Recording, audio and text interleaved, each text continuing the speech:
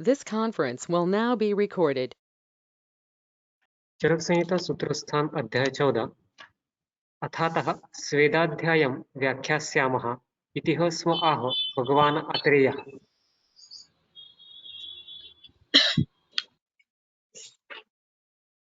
सूत्र क्रमांक 3 अतः स्वेदाः प्रवक्ष्यन्ते।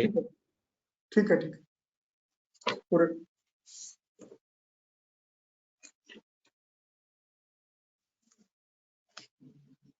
आज हम स्वेदाध्याय प्रारंभ करने के पूर्व ग्रंथकर्ता ने विचारणा और शमन स्नेह का प्रयोग किन किन अवस्था में कैसे कैसे किया है उसके कुछ उदाहरण आज देखेंगे। मैं ये इसलिए रख रहा हूं कि प्रायः शोधन के लिए स्नेह देने की प्रक्रिया लगभग सभी अच्छी तरह से करते हैं, परिचित है। शमन के बारे में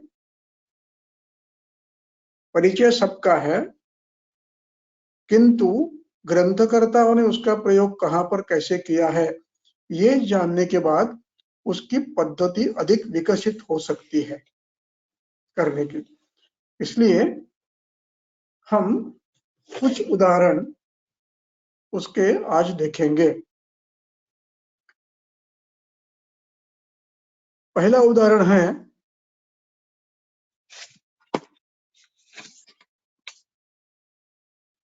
ज्वर चिकित्सा।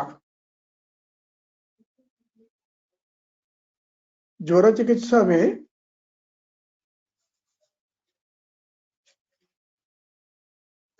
अध्याय 3 श्लोक नंबर 164।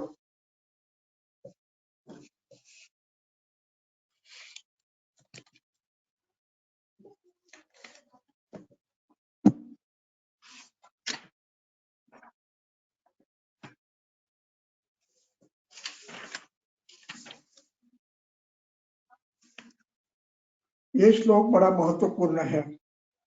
शमन चिकित्सा के लिए शमन स्नेह का प्रयोग अथवा शमन स्नेह के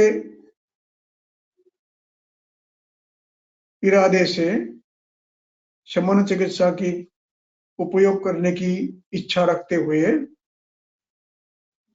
ग्रंथकर्ता विचारणा का प्रयोग कैसे करते हैं उसके कुछ उदाहरण हमें देखने हैं। तो अब इस श्लोक में 164 ये ज्वर चिकित्सा का जीर्ण ज्वर चिकित्सा की अवस्था है। इसमें लंघन चिकित्सा हो गई है, अग्निदीपन हो गया है और कषायपान भी हो गया है। लगभग 10 दिन तक कषायपान शुरू से गिनते हुए 10 दिन तक कषायपान करके इनका श्लेष्मक्षय, आमक्षय और जीर्णावस्था लाई जाती है।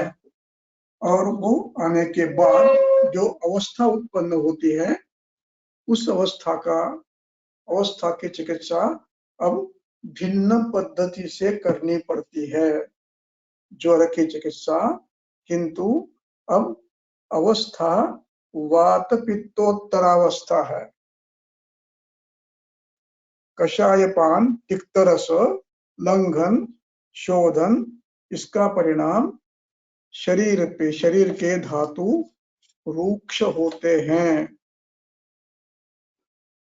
और वायु और पित्त ये दो प्रबल होते हैं।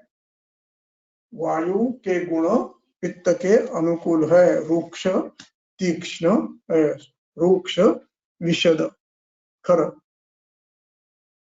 ये पित्त के अनुकूल है। इसलिए वातपित्तोत्तरावस्था ये घृतपान के लिए उत्तम अवस्था मानी जाती है। अब ग्रंथकार कहते हैं हम 163 पहले पढ़ेंगे। यूषै अम्लैः अनम्लैः वा जांगलैः रसैः हितैः वा दशाहं यावत् अश्नीयात् दग्भंडम ज्वर शांतये। ज्वर शांति के लिए 10 दिन तक यूष, जंगल मौसरस आदि का प्रयोग करना है ज्वर शांति के लिए 10 दिन तक। और 10 दिन समाप्त होने के बाद अथवा जब भी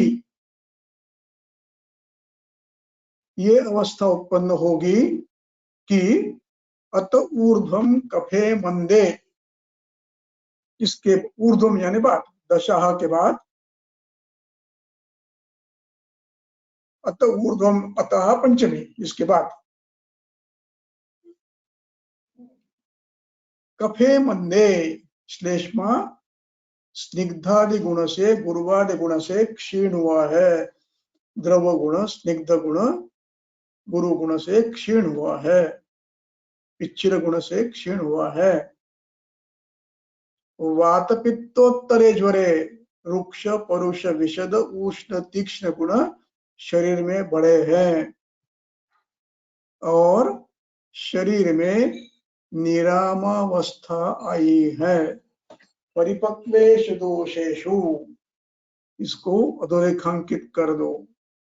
परिपक्व दोष है, श्लेष्मा क्षीण हुआ है, वातपित्तोत्तर अवस्था है। इस अवस्था में सर्पिपानम यथामृतम, यहाँ पर संशमन स्नेह देना है। और ये संशमन स्नेह केवल स्नेह नहीं देना है, ये पित्तनाशक और वातनाशक द्रव्यों से सिद्ध करके देना है। अब ये शमन देने के लिए 2 पद्धतियां है। एक पद्धति शमन के काल में देना, यानी रात्रि का आहार जीर्ण हुआ है, भूख अच्छी लगी है और शमन स्नेह दे दिया है, और वो शमन स्नेह जीर्ण होने के बाद फिर यथोचित अन्न दिया है। इस पद्धति से शमन कर सकते हो। इसमें मात्रा रोगी के बल के अनुसार, ऋतु के अनुसार और वय के अनुसार ये मात्रा आपको निश्चित करनी है। और ये मात्रा ऐसी हो कि उसको आहार में बाधा न आए, यानी उसका जो प्रातः काल का आहार है वो 12 बजे का वो ले सके। वो 12 बजे की जगह शायद 1 बजे लेगा, लेकिन वो ले सके, इतनी मात्रा में आपको यह देना है। लेकिन इसमें नियम है। अगला श्लोक पढ़ता हूं मैं। निर्दशहम अपि ज्ञात्वा, निर्निहि, नि विसर्ग है, उसका र बना है, निहि यानी निकल गए हैं। निर्गताः दश अहहा, ये सामासिक शब्द बना है। निर्दशाः निर्गताः दश अहहा, 10 अहा 10 दिन निकल गए हैं। अपि निर्दशाहम अपि, निर्दश निर्गत, दश अहम अपि, ज्ञात्वा, ज्ञात्वा ये त्वांत है, पूर्व कालवाचक धातु सदृश। ज्ञात्वा जानते हुए, क्या जानते हुए?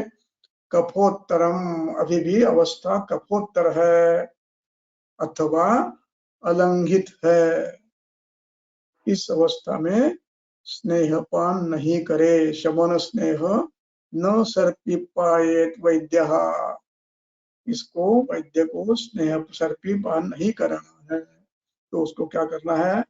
तिक्त रस के क्वाथ से उपचार करना है।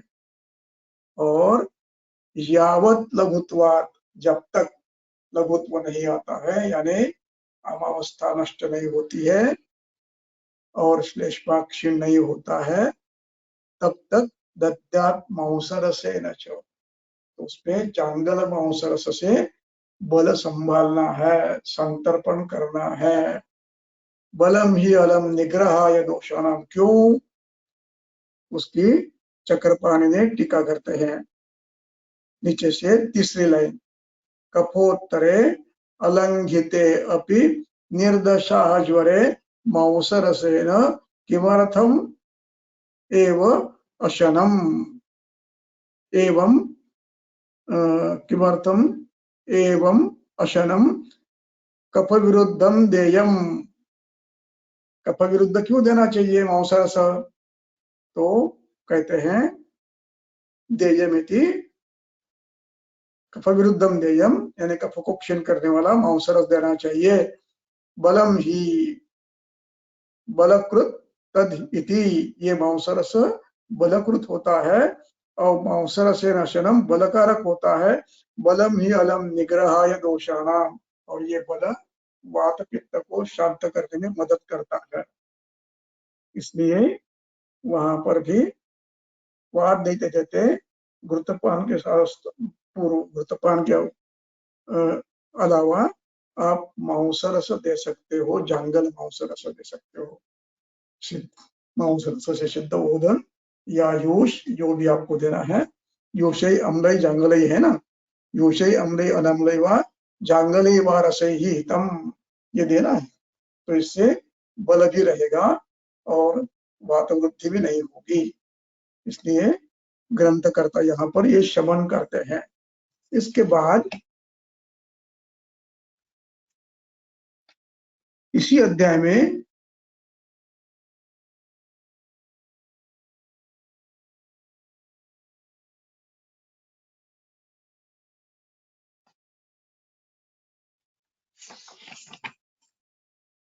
वन 166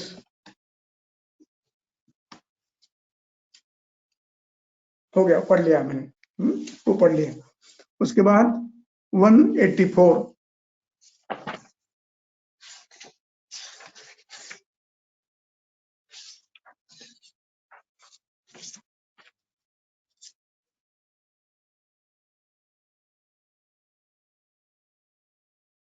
184 ज्वर में विशिष्ट अवस्था में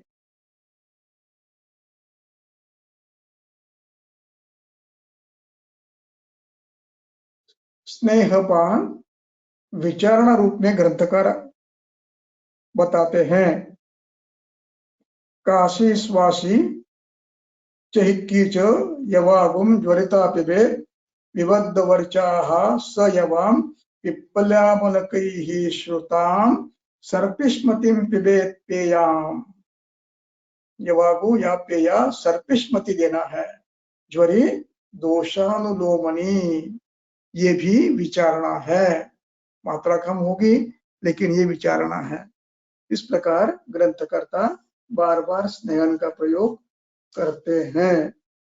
इसके बाद 190 उसी में लावान कपिंजलान एनान चकोरान उपचक्रकान कुरंगान कालपुच्छांश्च हरिणान पृषतान शशान प्रदद्यात् मांससात्म्याय ज्वरिताय ज्वरापहा। यहाँ पर ऐसे भिन्न भिन्न प्रकार के मांसरस देने के लिए कहते हैं, जो कि स्नेहन करते हैं, जंगल देना है। और उसी प्रकार आगे कुक्कुटांश मयूरांश वगैरह बताते हैं। उसमें भी ग्रंथकर्ता ने एक वाक्य अच्छा रखा है। कुछ लोग कहते हैं कि गुरुत्वात् ये कुक्कुट नहीं देना, मयूर नहीं देना।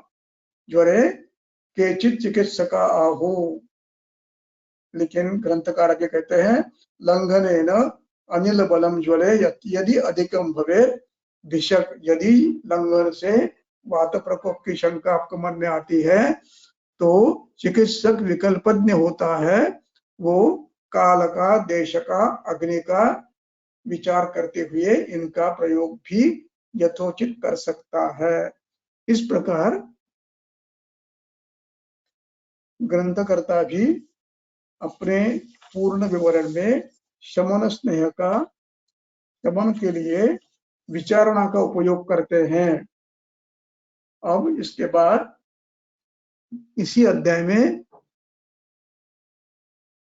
218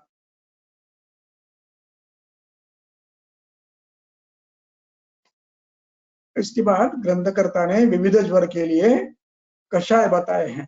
वो कषाय 217 तक बताए हैं, विविध कषाय दोषानुसार बताए हैं। अब कहते हैं कषाया सर्व एवैते, ये सभी कषाय सर्पिषा संयोजिताः प्रयोज्याः ज्वर शांत्यर्थम अग्निसंदुक्षणाः शिवाः। इनसे, इन कषायों से आप 10 दिन के बाद स्नेह सिद्ध करके इनका ज्वर शांति के लिए और अग्नि संदुक्षण के लिए कल्याणकारी शमन स्नेह का प्रयोग कर सकते हो। और फिर इसके आगे दोषानुसार घृतपान के द्रव्य बताए हैं, घृत के द्रव्य बताए हैं। इसमें पिप्पल आदि है, फिर वासा है, और ऐसे बलासोष्टा है, ऐसे अनेक कल्प है। इस प्रकार ग्रंथकर्ता शमन के लिए घृत का, शमन मात्रा का तथा विचारणा का प्रयोग करते हैं। इस प्रकार ग्रंथकर्ता शमन का प्रयोग अपने अनुभव के आधार पर भिन्न भिन्न जगह लिखते हैं। हम हर व्याख्यान में एक अध्याय का, एक व्याधि की शमन चिकित्सा का विचार यहाँ करेंगे। हर व्याख्यान में एक, ये पूरे 30 अध्याय है, तो 30 अध्याय में जहां जहां पर ये इसका विशेष तौर पर प्रयोग किया है उसका उल्लेख करके फिर आगे हम अपने मूल अध्याय पर जाएंगे। अब हम जाएंगे स्वेदाध्याय पर। चलो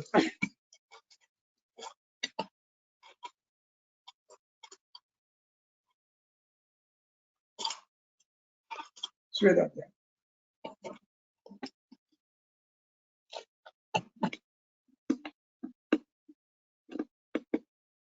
चरक संहिता सूत्र स्थान अध्याय 12 सूत्र क्रमांक 3। अतः स्वेदाः प्रवक्ष्यन्ते यैः यथावत् प्रयोजितैः स्वेदसाध्याः प्रशाम्यन्ति गदा वातकफात्मकाः स्नेहपूर्वं प्रयुक्तेन स्वेदेन अवजिते अनिले पुरीश्रेतांसि न सज्जन्ति कथंचन शुष्काणि अपि हि काष्ठानि स्नेह स्वेद उपादानैः नमयन्ति यथा न्यायम् किं पुनर्जीवितो नरान्। ये स्वेदाध्याय प्रारंभ होता है। ये आयुर्वेद की विशेषता है। स्वेद, स्नेह पूर्वक स्वेद, ये आयुर्वेद की विशेषता है। अतः अब इसके बाद स्नेहन हो गया, इसलिए अतः शब्द का प्रयोग किया है। स्वेदाः बहुवचन है। प्रवक्ष्यन्ते, प्रवक्ष्यन्ते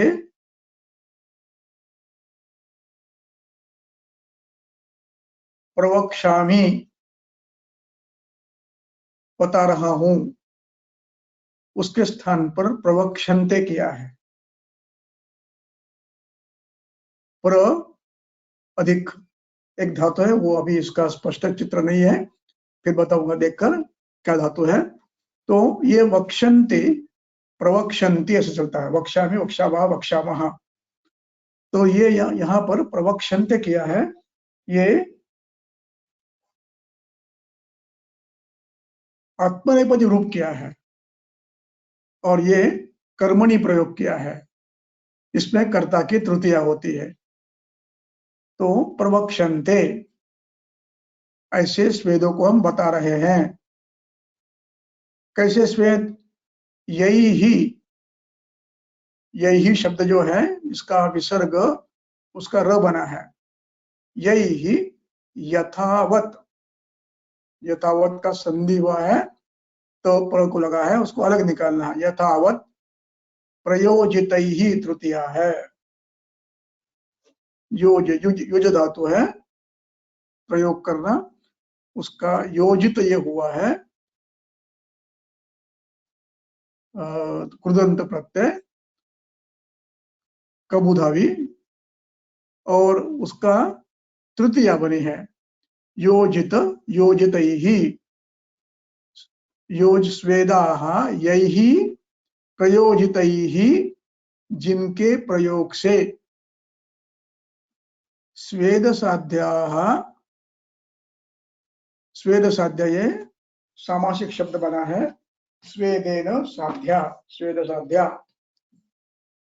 प्रशाम्यन्ति गदाः, स्वेद साध्य प्रशाम्यन्ति, स्वेद से साध्य होने वाले रोग स्वेद से ठीक होते हैं। वो कैसे होते हैं? प्रायः वात कफात्मकाः, प्रायः वात कफात्मक होते हैं। कभी कभी श्लेष्मा बलवान होता है, कभी वात बलवान होता है, कभी दोनों बलवान होते हैं। वात कफात्मकाः। ये पहला अधिकरण समाप्त हुआ। स्वेद क्या करता है, स्वेद कहाँ पर प्रयोग में लाया जा सकता है? वात कफात्मक व्याधियों में स्वेद का प्रयोग करते हो तो वो ठीक हो जाते हैं। अब इसके बाद दूसरा अधिकरण है स्वेद का। स्नेहपूर्वम प्रयुक्तेन स्वेदेन। स्नेहपूर्वम सामासिक शब्द है। पूर्वतया स्नेहः प्रयोजितः पूर्वस्नेहः, स्नेहपूर्वः। अनंतरम स्वेदः, प्रयुक्तेन तृतीया है। प्रयुक्त, ये युक्त युंज धातु उसका कबूधावी है, पास्ट पार्टिसिपल है, उसके तृतीया बनाई है। तो स्नेहपूर्वम प्रयुक्तेन स्वेदेन, स्वेदेन का ये विशेषण है इसलिए उसकी भी तृतीया बनी है। स्नेहपूर्वम स्वेदेन प्रयुक्तेन अवजिते अनिले। अवजित, जित, जी जयति, उसका ये पास्ट पार्टिसिपल है, भूतकाल है, कबूधावी है, तो उसकी सप्तमी बनी है। स्वेदेन अवजिते, जिस पर स्वेद से विजय प्राप्त कर लिया है। किस पर? अनिल पर। अनिले की सप्तमी की है। अनिले स्वेदेन अवजिते, प्रयुक्ते स्नेहपूर्वम प्रयुक्तेन स्वेदेन अवजिते अनिले। स्नेहपूर्वक दिया हुआ, स्वेद पूर्व, स्नेहपूर्वक स्वेद देते हुए एक बार अनिल को आपने शांत कर दिया तो पुरीश मूत्र रेतांसी न सज्जन्ति कथाचन। मूत्र, पुरीश, रेतस और ऐसे अन्य भाव भी शरीर में जो है वो सज्जित नहीं रह सकते, वो चलित होते हैं इनकी। इसलिए जो भी सज्ज दोष है वो साम हो, निराम हो, श्लेष्मा हो, रक्त हो, ये और पुरुष मूत्र रेताओं से हो, ये कभी भी वो जहां पर रुके हैं वहां पर रुक कर रह नहीं सकते यदि आप विधि पूर्वक स्वेद देते हैं तो। यानी कफवातात्मक व्याधि में स्नेह देना चाहिए, ये पहला अधिकरण। दूसरा अधिकरण, ये स्वेद क्या करता है? स्नेहपूर्वक यदि स्वेद दिया गया तो शरीर में अवरुद्ध दोष अवरुद्ध रहते ही नहीं है, वो अपने आप गति करने लगते हैं।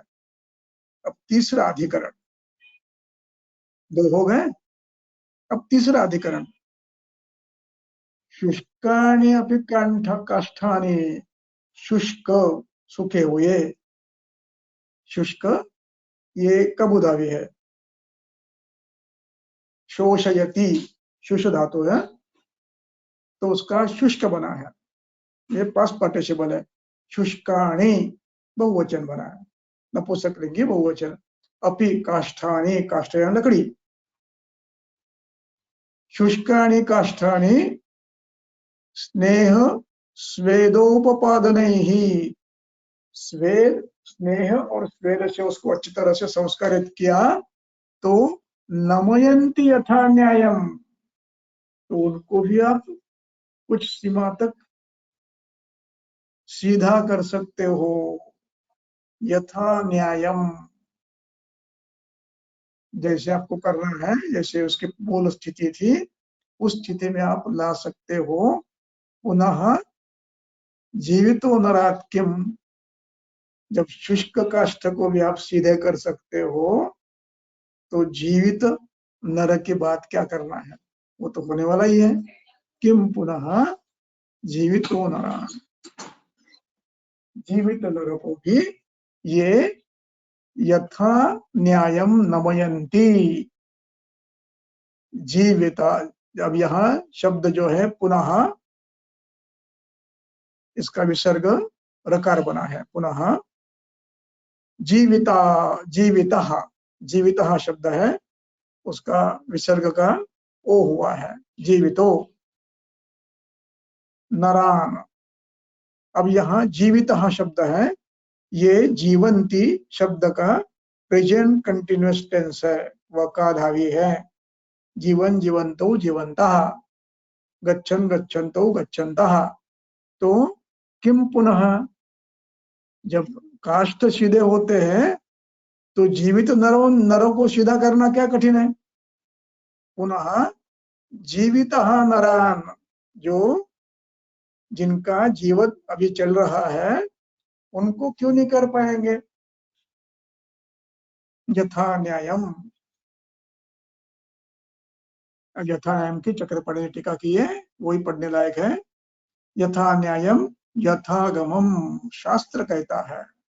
एतच्च स्वेह स्वेद उपपादनैः इति अनेन संबध्यते। यहाँ ये यथा न्याय, ये स्नेह स्वेद के संबंध में है, यानी स्नेह स्वेद जो देना है वो शास्त्रीय पद्धति से देना है।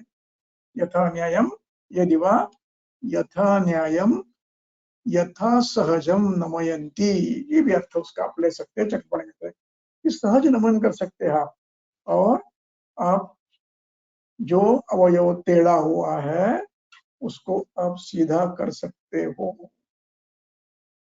इतनी बड़ी बात ग्रंथकार कहते हैं। इसका प्रयोग रिकेटी में, जहां पैर टेढ़े होते हैं, जो दीर्घास्थिया है वो टेढ़ी होती है,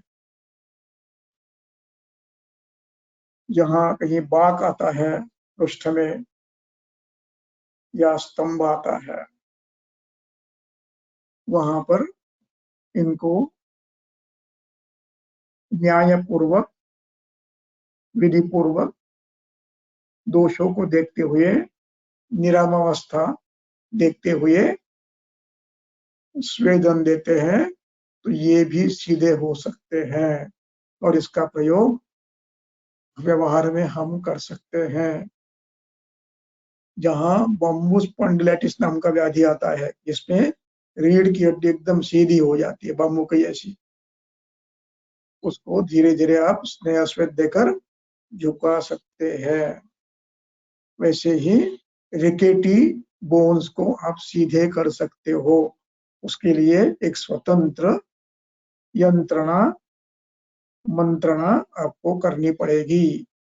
दक्षिण में कोयम्बतूर के पास एक हॉस्पिटल है, ऑर्थोपेडिक आयुर्वेदिक हॉस्पिटल है, वहां पर इस प्रकार बच्चों के हड्डियों को सीधा किया जाता है और उसके लिए उन्होंने एक पद्धति निर्माण की है, इनोवेशन किया है। जिस पैर को या हाथ को ये लगाना है उसके लिए एक सॉकेट बना के रखते हैं और उसमें सॉकेट में जहां पर उसमें हाथ और पैर को रखते हैं लंबा करके, और उसमें अवयव को पट्टियां बांधते हैं, धोती की या पर गॉस पीस की, गॉस बैंडेज करते हैं, उसको छेद करते हैं और उसको थोड़ा थोड़ा एक 10-12 जगह पर एक एक बिंदु तेल डालते जाते हैं और ऊपर से टोटली स्वेद करते रहते हैं। और ये करते करते पैर जो टेढ़ा होता है तो उसको मध्य में रखते हैं सॉकेट के, और उसके एक जगह रेती के छोटी छोटी पिशवियां रखी जाती है और दूसरी जगह गैप ज्यादा पड़ा है वहां पर ज्यादा रखते हैं, और धीरे धीरे वो इधर की थैली इधर, इधर की थैली इधर, ऐसे आते आते पैर पूरा सीधा कर देते हैं।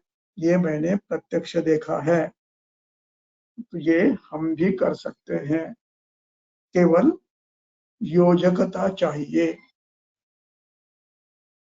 तो इनको हम सीधा कर सकते हैं। वैसे संधियां भी जो स्तंभित हो जाती है उनमें भी आप ये कर सकते हो, स्वेद देने के बाद ये ठीक होता है। अगला श्लोक।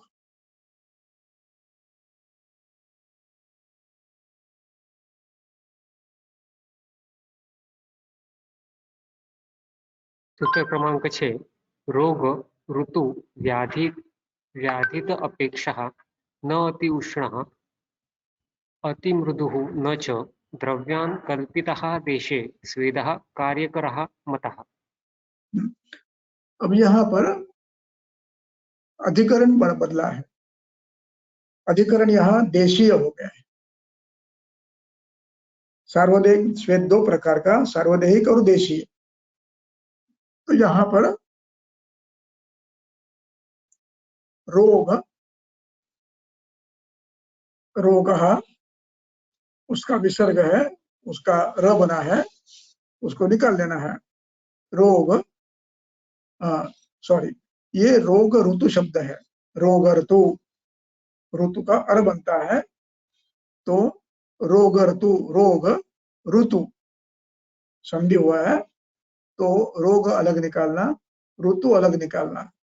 और व्याधित, ये तीसरा शब्द है। व्याधित यानी पीड़ित, व्याधित जो व्याधि से पीड़ित है। ये तद्धित प्रत्यय है, व्याधि से पीड़ित को व्याधित कहा जाता है। और व्याधित, रोग, ऋतु, अपेक्षो, इनका विचार करते हुए, देखो इसमें दो शब्द महत्व के हैं, एक रोग और एक रोगी, दोनों का विचार किया है। रोग और रोगी और व्याधित अपेक्षो, व्याधित यानी रोगी और रोग यानी रोग। तो व्याधित देश, इसका भी दूसरा अर्थ व्याधित देश है। तो व्याधित देशे और व्याधित रोगे, ये रोगे ऋतु और व्याधित दोष व्याधित देश, इनका विचार करते हुए न अति उष्ण, न अलग निकालना है, अति अलग निकालना है, और ती का यह बना है, तो ती अलग निकाला तो उ वाक्य बचता है, तो उष्ण, न अति उष्ण, विसर्ग का ओकार बना है उष्ण, न अति मृदु, न अति मृदु, न चवा, न अति उष्ण, अति मृदु भी नहीं और अति उष्ण भी नहीं। ऐसे ये किनका है विशेषण? द्रव्यवान स्वेदः, द्रव्यवान, द्रव्यों से युक्त स्वेद। कैसा? नाति उष्ण स्वेदः, नाति मृदु स्वेदः। और उसमें द्रव्यवान भी, द्रव्य भी नाति उष्ण है, नाति मृदु है, और स्वेद भी नाति उष्ण नाति मृदु है। ऐसा द्रव्यवान कल्पिता, योजना किया हुआ, कल्पित यानी योजना किया है, कल्पित कल्प धातु है और उसका ये पास्ट पार्टिसिपल है, कल्पित। देशे स्वेदः कार्य, देशे विशिष्ट अवयव में स्वेद कार्य करो मता, वे स्वेद कार्यकारी बनता है, अच्छा काम करता है। कैसे काम करता है? रोग कौन सा है देखो, दोष कौन सा है देखो, और देश कौन सा है, व्याधित देश कौन सा है देखो, ऋतु कौन सा है ये देखो। इन सब का विचार करते हुए नाति उष्ण नाति मृदु ऐसा द्रव्यों से किया हुआ स्वेद ये उत्तम कार्य करता है। अगला श्लोक।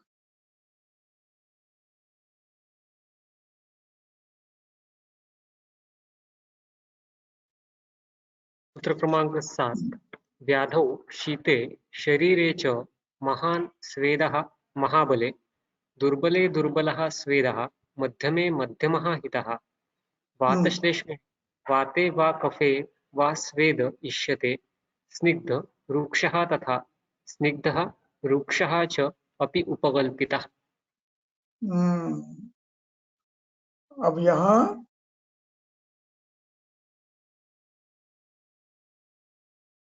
व्याधौ शीते शरीरे च,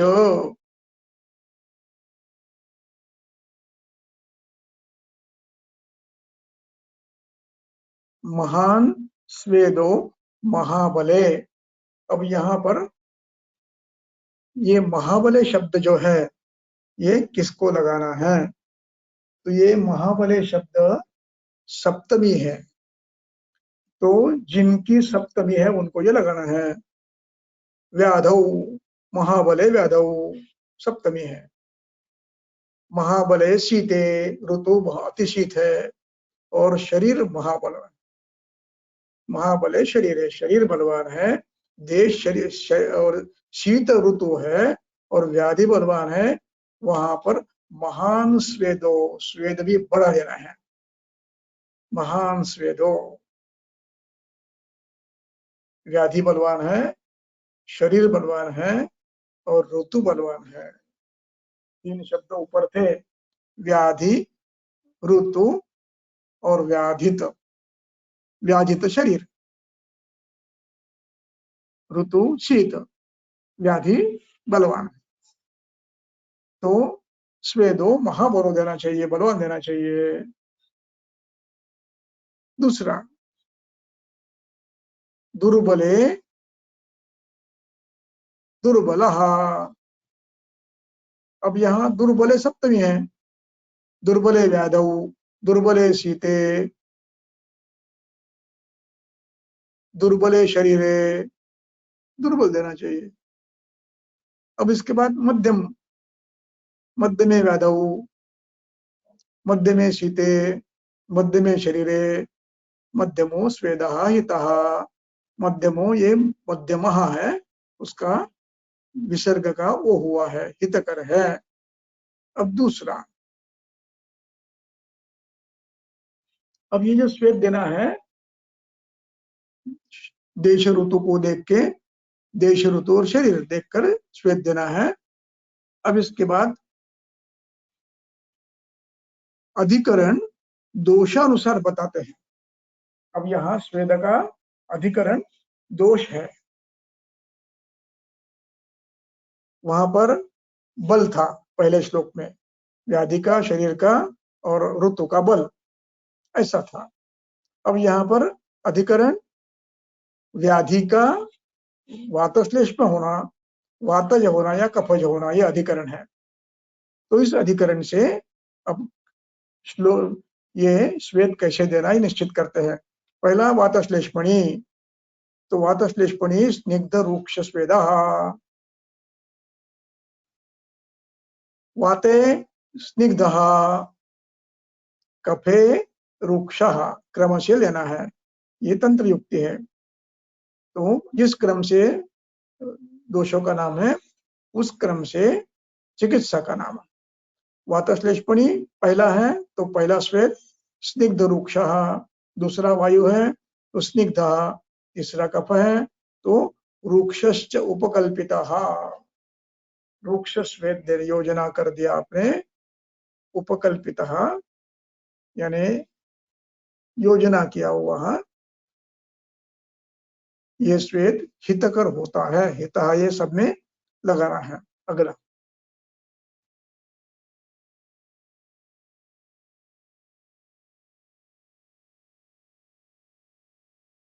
सूत्र क्रमांक 9 आमाशय हाँ, गते वक्ते कफे पक्वाशय आश्रिते रुक्षपूर्वः हितः स्वेदः स्नेहः पूर्वः तथैव च। हाँ, अब उसी दोष के अधिकरण को देशगत अधिकरण लगा दिया है। वातश्लेष्मा है। अब देखो, आमाशय गते वाते, यदि आमाशय में वायु है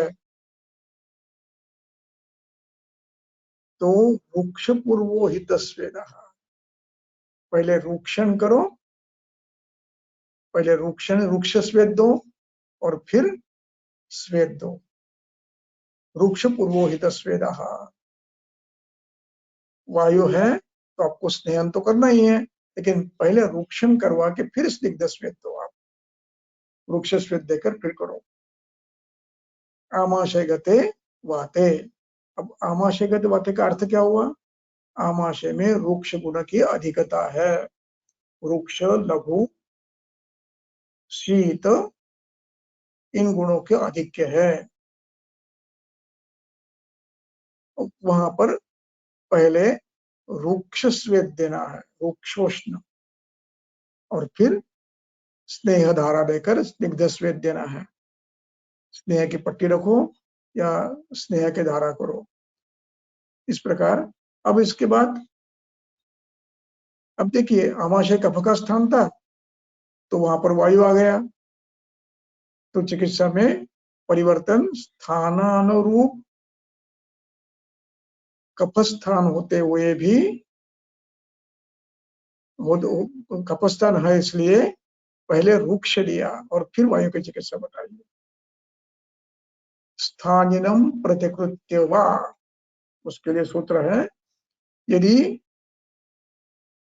स्थानगत दोष बलवान है तो पहले उसकी चिकित्सा करो और फिर आने वाले की उपद्रव की करो, इसलिए रुक्ष पूर्वोहित स्वेदः।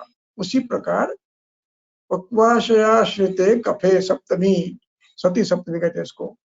पक्वाशय में यदि श्लेष्मा है, अब पक्वाशय वायु का स्थान है और वहां श्लेष्मा है, और वहां पर यदि पक्वाशय वायु बलवान है और श्लेष्मा दुय्यम है तो स्नेह पूर्वक देना है। पहले स्नेहन देना और फिर स्वेद देना। अब यहाँ विचार करना है, यदि पक्वाशय में वात प्रकोप रुक्षादि गुणों से है ही नहीं है, केवल श्लेष्मावृत है, तो वहां पर आपको निर्णय लेना है रुक्ष पूर्व, पहले निरोध देना है, श्लेष्मा निकाल लेना है, निरोबस्ती 1, 2, 3 जो भी देना है, उसके बाद फिर अनुवासन देना है। अन्यथा अनाह, प्रवाहिका, उदशोथ, चूल बढ़ता है। इसलिए इस विषय को तंत्रयुक्ति का प्रयोग करते हुए प्रयोग करना है। स्थानिनम प्रतिकृत्य के स्थान पर वा है, तो वहां पर बलवान यदि स्थानिक है तो ये ठीक है, लेकिन स्थानिक बलवान नहीं है तो फिर आपको चिकित्सा बलवान की ही करनी है। उसके लिए सूत्र है, मैं कल दूंगा, आज निकाला नहीं है, मैं कल दूंगा। आगे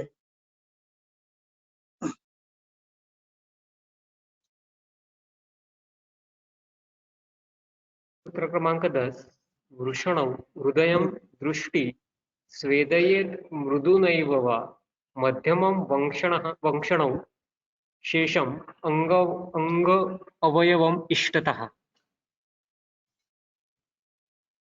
शेष अंगम अंगावयवः अंगावयवम इष्टतः। शेष अंग यानी ये छोड़कर, वृषण, हृदय, दृष्टि, ये छोड़कर मध्यमम वंक्षणम, मध्य शरीर और वंक्षण ये छोड़कर अन्य स्थानों पे क्या करना है, योग्य जैसे योग्य वैसे स्वेद देना है।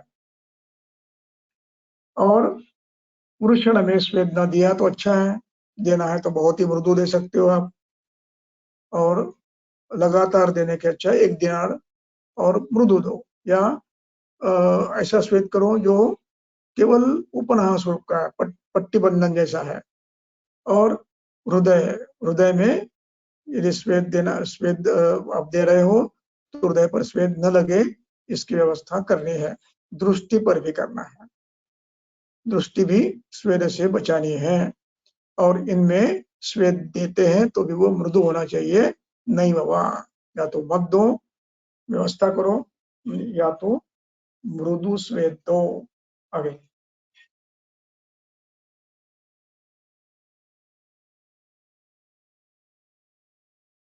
उत्तर क्रमांक 11, सुशुद्धैः नक्तकैः पिंड्या गोधूम गोधूमान गोधूमान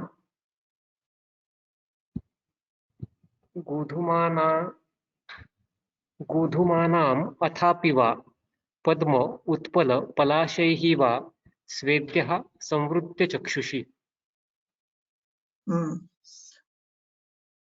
अब इन जिनको स्वेद देना नहीं है उनको संरक्षण के लिए क्या करोगे, सशुद्धैः नक्तकैः संवृत्य, यहाँ सुशुद्ध ये सामासिक शब्द है,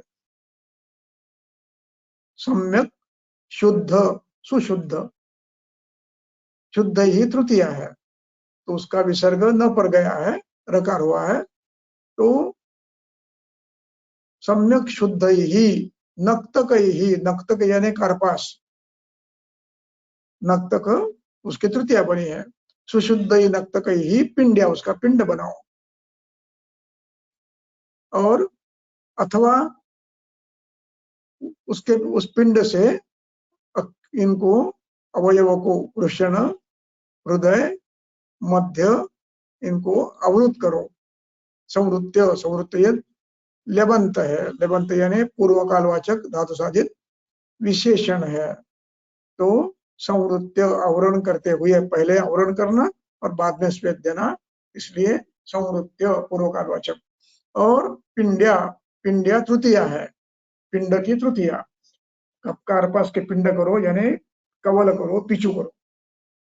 और उसके अथवा गोधूमानाम, अथवा गोधूम के पिष्ट का पिंड बनाओ, और वो भी आप रख सकते हो पिंड से, उस पिंड से आंखों को हृदय को आप आवरण दे सकते हो। अथवा उसी प्रकार पद्म उत्पल पलाशैः वा, पलाश के पत्ते, उत्पल के पत्ते, पद्म के पत्ते, इनको संवृत्य चक्षुषी संवृत्य, इनको इनसे आंखों को अवरुद्ध करना है और फिर स्वेद देना है। चलो आगे।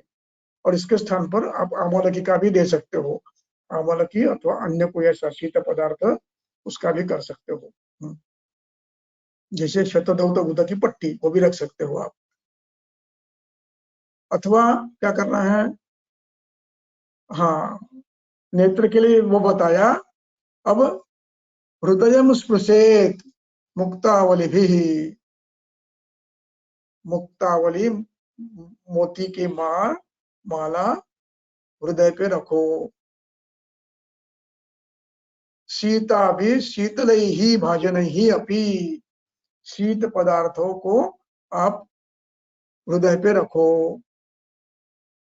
भाजन यानी वस्तु, शीत वस्तु उसको वहां पर रखो। भाजन ही अपी, वो कैसी, शीतल से भी, और ये पद्धति बताते हैं जलार्द्र ही, यदि शीत है तो बहुत ही अच्छा है, शीत नहीं है तो जल से शीत करके रखो। अथवा जलजयी ही, जलज पदार्थों से आवरण करो। अथवा हाथ पानी में डुबोकर उससे भी कर सकते हो। हृदयम स्पृशेत, स्वेद जब चल रहा हो तो मुक्तावली रखो, या तो शीत पदार्थ रखो, अथवा जलार्द्र वस्त्र रखो, जलार्द्र हस्त रखो, अथवा जलज कोई पदार्थ हो उसका भी लेप आप कर सकते हो। आगे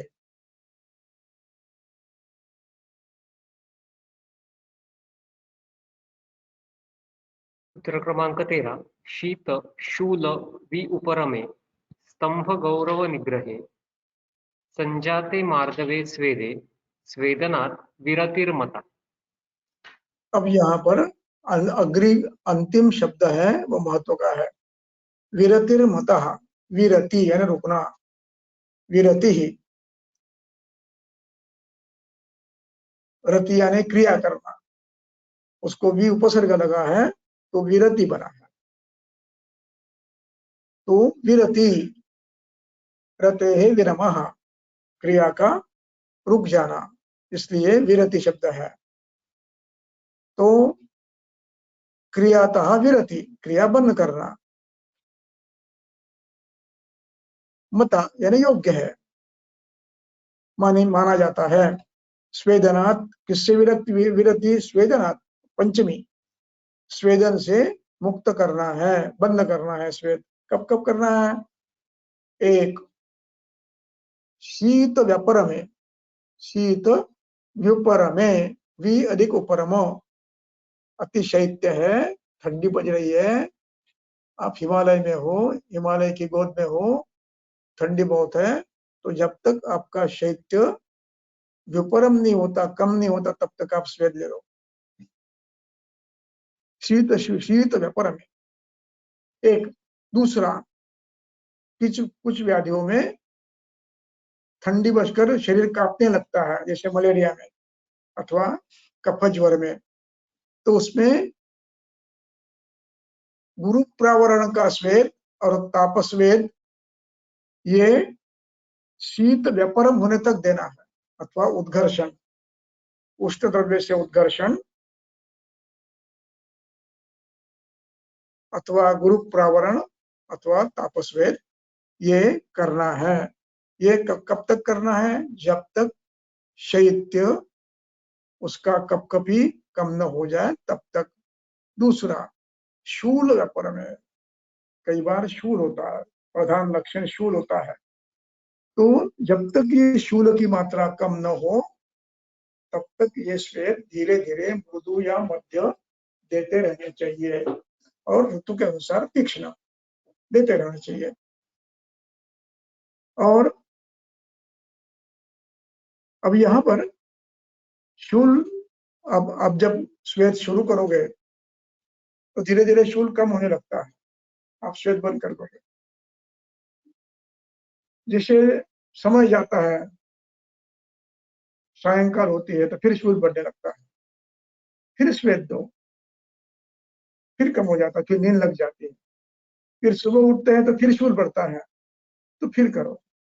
इस प्रकार ये जब तक पूरी संप्राप्ति, पूरा दोषक्षय नहीं होता तब तक आपको ये बार बार करना पड़ता है, और ये तब तक आपको पुनः पुनः करना पड़ता है जब तक ये व्यापरम न हो जाए, श्लेष्माक्षय न हो जाए, तब तक आपको करना है।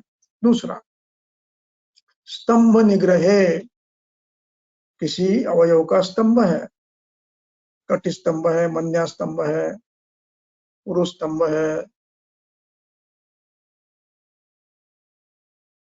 संधि स्तंभ है, तो इसमें जब तक ये कम न हो जाए तब तक स्वेद देना है। ये लगातार देने का अभिप्राय नहीं है, रोज थोड़ा थोड़ा, लेकिन ये दोष पूरे निकल जाने तक आपको करना है।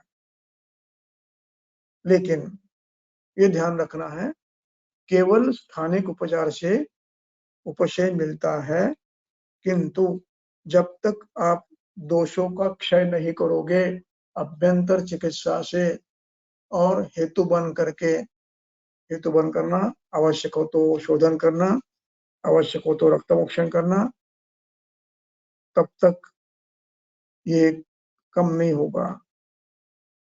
केवल स्वेद से कम नहीं होगा, आपको बार बार स्वेद कर देना है, लेकिन जब तक ये नहीं होता तब तक, जैसे उदाहरण देता हूँ मैं आपको, आमवाद के रोगी ऐसे कुछ होते हैं, इसका अग्नि बहुत ही मंद होता है, वो कई महीने तक श्वेत देते रहते हैं, वृक्षण बढ़ता है, अमोत्पत्ति होती रहती है, शरीर खुश हो जाता है, अमोत्पत्ति बढ़ती रहती है, नहीं चलेगा। पहले अग्नि दीप्त करो, अग्नि दीप्त करके क्रमशः उसको दीप्त करो, और दीप्त करने के बाद फिर आमरस की उत्पत्ति बंद हो जाती है और आपका श्वेत चालू रखो, और फिर जब निराम अवस्था आ जाए तब उसके बाद आप शमन के लिए स्नेह बस्ती का प्रयोग कर सकते हो।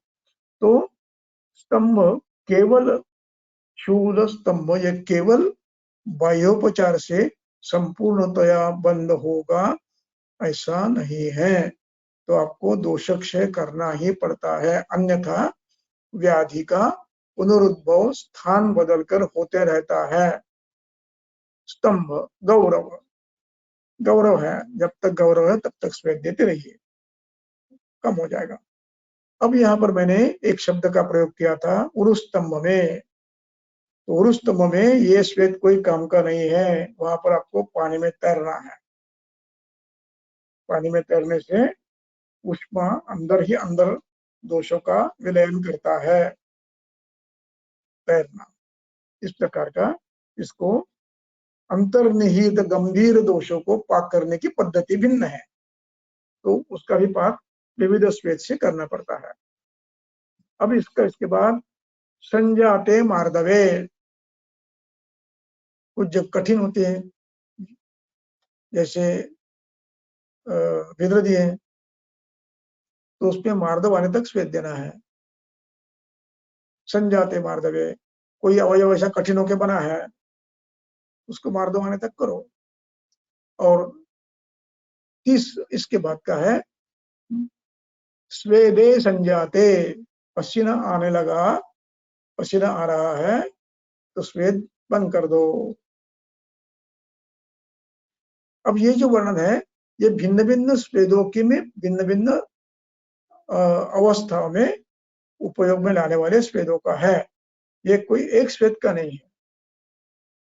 अब सर्वांग स्वेद में स्वेद आने के बाद बंद करो, उसके लिए आप राह मत देखो कि शूल का मोहरा कि नहीं, स्वेद आया बंद करो, नहीं तो इसने चरक ने लिखा है स्वेद आने तक, स्वेद आने के बाद बंद करा। शूल या परम होने तक श्वेत देना है। हाँ, ये कब, जब आप स्थानिक श्वेत करते हो, और ये जब आप पूरे शरीर में श्वेत देते हो तो पसीना आने के बाद बंद करना, ये नियम लगाना है। और स्थानिक करते हो तो मृदु श्वेत जब तक शूल स्तंभ कम न हो तब तक देना है, और जब तक मार्दव नहीं तो तब तक देना है। और सर्वांग श्वेत में श्वेत आने के बाद विरति करनी है, और कुछ लक्षणों में व्याधि शांत होने तक आपको ये श्वेत करना पड़ता है। तो उसमें स्तंभ, दोषों का स्तंभ जिस स्थान में हो वो निकल जाने तक, स्रोतस पे हो वो निकल जाने तक बार बार श्वेत देना पड़ता है। इसलिए ये सूत्र सबके लिए है, लेकिन सब लक्षण एक के लिए नहीं है, श्वेत के लिए नहीं है। शीत ये भिन्न व्याधि के लिए है, शूल ये भिन्न व्याधि के लिए है, स्तंभ ये भिन्न व्याधि है, गौरव भिन्न है, दोषों का निग्रह ये भिन्न है, मार्दव ये भिन्न है, और स्वेद उत्पन्न होना ये भी भिन्न चीजें, अपने अपने भिन्न भिन्न अवस्थाएं हैं। तो उसके लिए ये स्वेदना विरति का ध्यान विशेष समझना है। अगला सूत्र क्या है?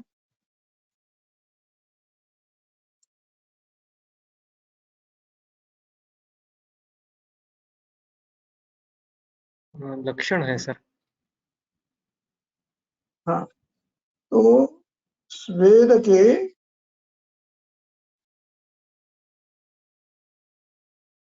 अति होने का ये लक्षण है, तो उसकी चिकित्सा है, उसको हम कल देखेंगे। आज यही रुकते हैं। बोलो, कुछ प्रश्न? सर हाँ, एक क्वेश्चन है, जो मृदु, मध्य और तीक्ष्ण स्वेद लिखा है, ये प्रैक्टिकली कैसे समझे? बताऊंगा आगे, जब इसके कल्प आएंगे तो बताऊंगा मैं। कल्प आने वाले हैं तो कल्प में इसका वर्णन आता है।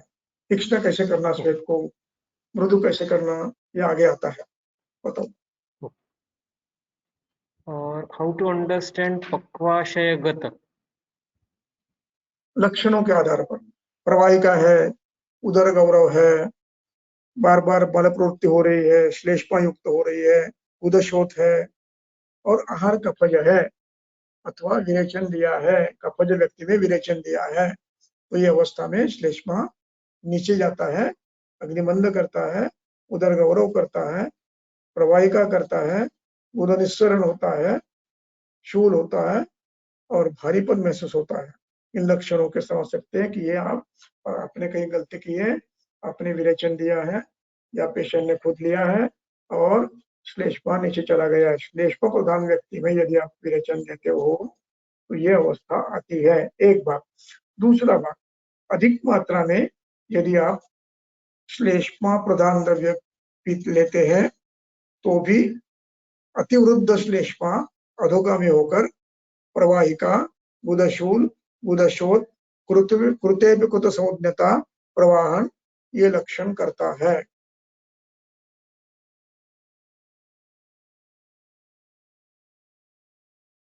दोष परिपक्व है, ये कैसे समझे? और आमाशयगत वात कैसे समझे? विमलेन्द्रियता सर्गो मलानाम राघव रुचि क्षुत्रुट सहोदय शुद्धि हृदयोद्गार कंठता, ये और व्याधि मार्दव, ये निराम दोषों के लक्षण है। ये आगे आने वाले हैं, लेकिन अभी ध्यान, अभी रखो। निराम अवस्था के लक्षण, विमलेन्द्रियता, मलानाम सर्गः, लाघवम, मन प्रसन्नता, शुद्धि उद्गार और व्याधि मार्दव, ये लक्षण निरमावस्था के हैं। लाघव। और दूसरा प्रश्न क्या था? आमाशयगत वात। आमाशयगत वात का अर्थ यह है कि हेतु सभी वात प्रदान है, कषाय, तिक्त, रुक्षण, उपवास, इसका परिणाम होकर कोष्ठ रुक्ष होता है, और कोष्ठ रुक्ष होने से दो चीजें होती है, एक तो शुष्क छर्दी और दूसरा अग्नि विषम बनता है। कभी कभी ठीक पचा रहा, कभी ठीक नहीं पचा रहा, कभी हितकर आहार किया तो भी पचता है, कभी अहितकर आहार किया तो भी पचता है, कभी हितकर किया तो भी नहीं पचता है। ऐसी अवस्था हो तो अग्नि अधिष्ठान वाताभिभूत है, ये समझने में आपत्ति नहीं है। तो उसमें शुष्क छर्दी और उसके साथ साथ वायु के हेतु, ये दोनों संलग्न हो तो ये लक्षण समझना है कि ये आमाशयगत वात है, शुद्ध वात है। सामने चिकित्सा भिन्न है, ये वर्णन शुद्ध वायु का है। उसका वर्णन देखिए, मैं बताता हूँ आपको। चरक चिकित्सा स्थान 26।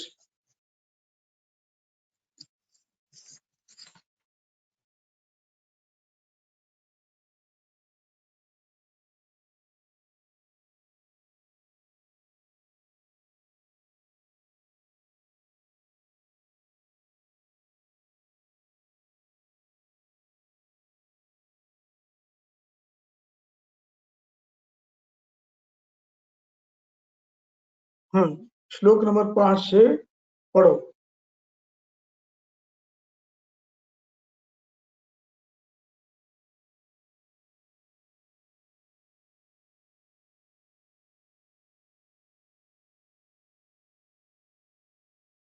कषाय तिक्त उषण रुक्षभोज्यैः सन्धारण भोजनमैथुनैः च पक्वाशये कुप्यति चेत् अपानः श्रोतांस्य अधोगानि बलिसरुध्वा करोति विण् मारुतमुत्रसंगम क्रमात् उदावर्तम अतः सुघोरम।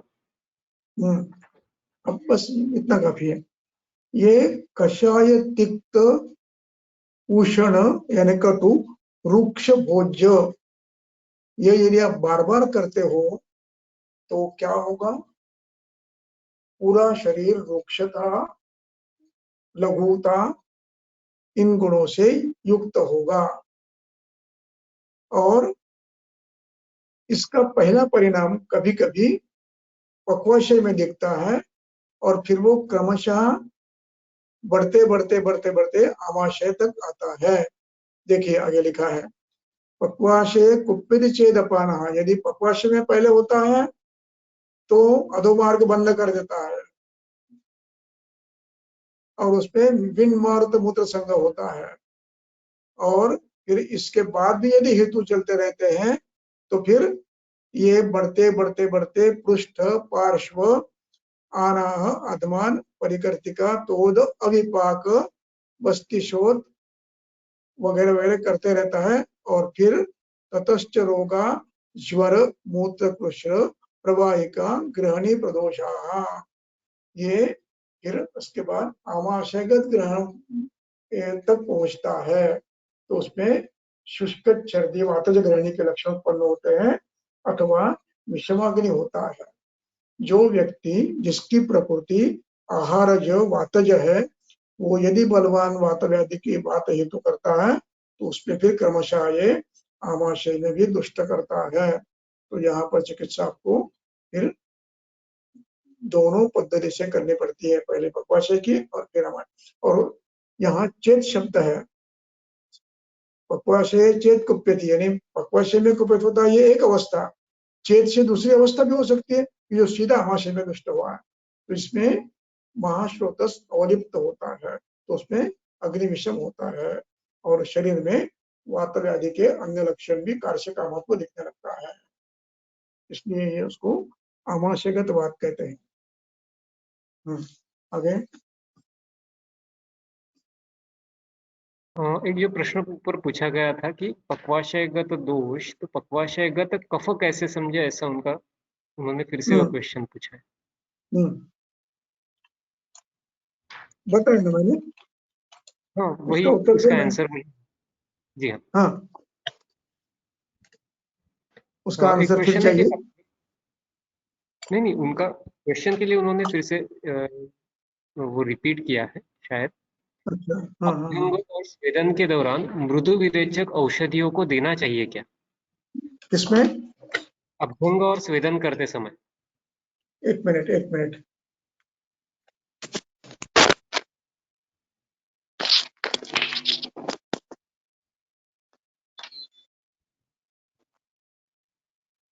हाँ बोलो। अभ्यंग और स्वेदन करते समय मृदु विरेचक औषधियों का उपयोग करना है क्या? किस व्याधि में, कौन सी व्याधि में? शायद ये जनरल अभ्यंग और स्वेदन हम जब करते हैं या बाह्य स्नेहन हम्म, स्वेदन करते हैं कुछ रुग्णों में, हम्म, हाँ। उसके साथ तो ये करना चाहिए उसको क्या? हाँ, नहीं नहीं, ऐसे ऐसे है कि आपको यदि दोष समझ में आ गया, दोष कौन सा है, और यदि श्लेष्मा नहीं है, शुद्ध वातज व्याधि है, तो आप मृदु विरेचन दे सकते हो। और यदि श्लेष्मा के हेतु है, बलवान हेतु है, लक्षण भी है, तो आप नहीं दो, मत देना, नहीं देना, बिल्कुल नहीं देना। वो श्लेष्मा अधोगामी होकर प्रवाहिका करेगा।